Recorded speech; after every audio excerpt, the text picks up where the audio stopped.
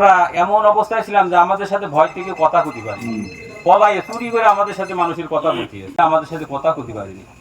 এই অঞ্চলে এমন কোনো লোক নেই, আমরা সহযোগিতা করিনি, সুখের যুগে সবার পাশে থাকিছি, সুবিধা অসুবিধা আপদে বিপদে সবাইকে দেখেছি, কিন্তু ভয়তে আমার কাছে থেকে কথা করতে পারিনি, মানে ইচ্ছা থাকলেও কেউ কথা করতে পারিনি। এই 28 রোজায় 8 এপ্রিল সন্ধ্যার সময় ইফতার করে এসে আমরা দাঁড়াইছি, কিছু খাওয়া দাওয়া করি, এমনভাবে আমাদের পর আক্রমণ চালাইলো, তার প্রতিহত করতে দেওয়া হইলো গে পাল্টা আঘাতে মারা গেছে। তার জন্য তো দায়ী আমি না, তার জন্য দায়ী যারা তাদেরকে সবাইকে নিয়ে গেছে তারা তো দায়ী। আমি কি দায়ী? আমি তো মারামারি করতে আসিনি, আমি তো আমার ঘরে বসে আছি। আমার ঘরে যদি আমার পর আক্রমণ করে, আমার যদি মেরে ফেলানো ছিল, তা আমার তো বাচ্চার তাগিদে তো আমার হইলো গে প্রতিহত করতে হবে।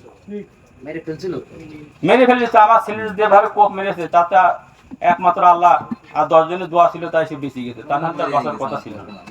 যাই হোক, আমার আর কিছু বলার মতন নেই, এই বলে আমি শেষ করছি। আসসালামু আলাইকুম।